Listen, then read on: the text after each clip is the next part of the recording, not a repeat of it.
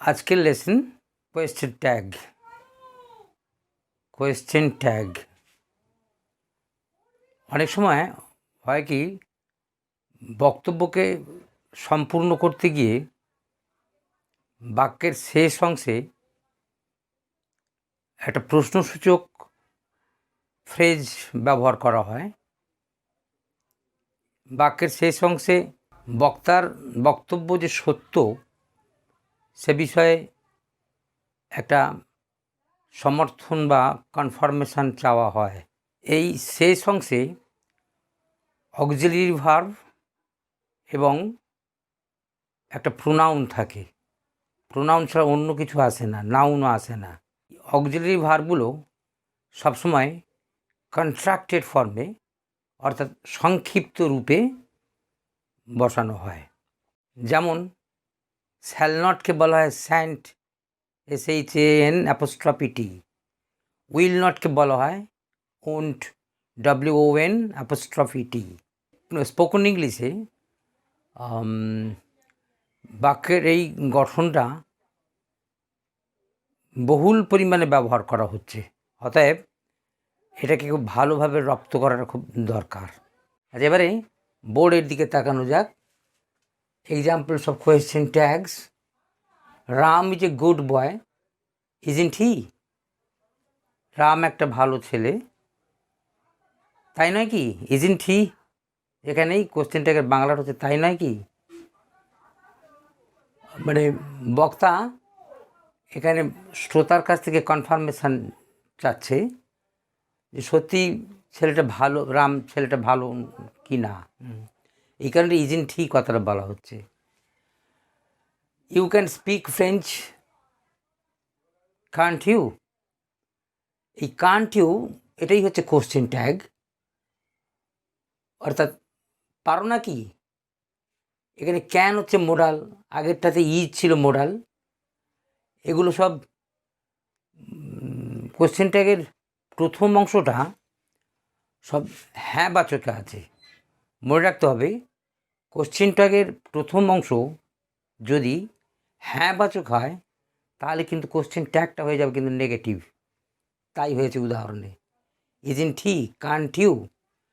আর সবসময় ওই অক্সিলারির সাথে যদি নেগেটিভ হয় আর কি, অক্সিলারির সাথে ওই নট NOT ওটা N''T হয়ে ওই অক্সিলারির সাথে একেবারে জুড়ে থাকে।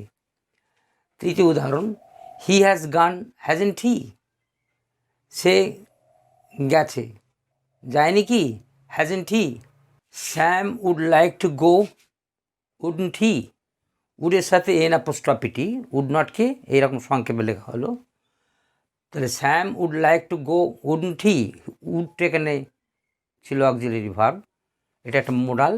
এই মোডালের সাথে N''Tটা একটা জুড়ে আছে। এটাই হলো কন্ট্রাক্টেড ফর্মের নিয়ম। You will have to do this, তোমাকে এটা করতে হবে। এখানে হ্যাভ মানে বাধ্য হওয়া। You will have to do this, তোমাকে এটা তুমি করতে বাধ্য হবে। You will have to do this. You need not come, তোমার আসার দরকার নেই। নিড ইউ, এই নিডটা মনে রাখতে হবে, এটা কিন্তু একটা মোডাল, তবে একে সেমি মোডাল বলা হয় অনেক সময়। ওই নিড ইউ এটা কিন্তু কোশ্চেন ট্যাগটা বোঝাচ্ছে এটা affirmative.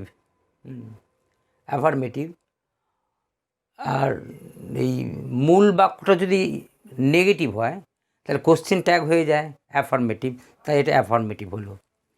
The captain didn't agree, did he?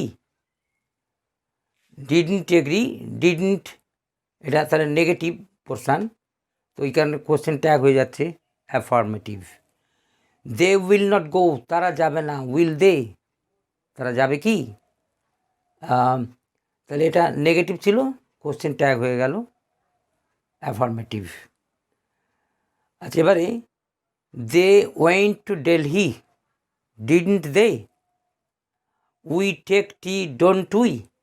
He speaks English fluently, doesn't he. এখানে একটা জিনিস লক্ষ্য করা হোক, এই যে ওয়েন্ট, টেক, স্পিক্স, এগুলো কিন্তু অক্সিলারি ভার্ব নয়। এই অক্সিলারি ভার্ব হলে তখন ওই ডু ডিড আনা যায় না, কিন্তু অক্সিলারি ভার্ব ছাড়া অন্য ভার্ব হলে সেখানে কিন্তু ওই পাস্ট ইনডেফিনিটে ডিডন্ট আনতে হবে, প্রেজেন্ট ইনডেফিনিটে ডু, আর সিম্পল প্রেজেন্টে হলো ডাজ। এটাই নিয়ম। মানে অক্সিলারি ভার্ব না থাকলেই এরকম ডু ডিড ডাজ দিয়ে আমাদের ওই কোশ্চেন ট্যাগ করতে হয়। দে আর পোর, আন্ট দে। দে আর পোর, এটা অ্যাফার্মেটিভ আছে, এই কারণে কোশ্চেন ট্যাগটা হয়ে গেল negative. You are rich, aren't you, একই ব্যাপার। I am a student, aren't I, most important ব্যাপার এটা। আয়ের পরে অ্যাম আছে, কিন্তু ওখানে হয়ে গেল আর্নট আই। কোশ্চেন ট্যাগেতে কখনো অ্যামটাই হয় না, খুব উল্লেখযোগ্য ব্যাপার, এটা মনে রাখতে হবে। ওই কারণে এখানে ওই অ্যাস্টারিস্ক দেওয়া হয়েছে মনে রাখার সুবিধার জন্য। You should have done this, shouldn't you. এখানে লক্ষণীয় ব্যাপার হচ্ছে শুড আর হ্যাভ দুটো অক্সিলারি আছে। শুড মোডাল, এটা হ্যাভ ভার্ব। দুটো যদি অক্সিলারি থাকে তাহলে প্রথম অক্সিলারিটাকে ওই কোশ্চেন ট্যাগে ব্যবহার করতে হয়। এটা অ্যাফার্মেটিভে ছিল, হয়ে গেল ওখানে negative. Shouldn't you, you should have done this, এর অর্থ হলো তোমার এটা করা উচিত ছিল।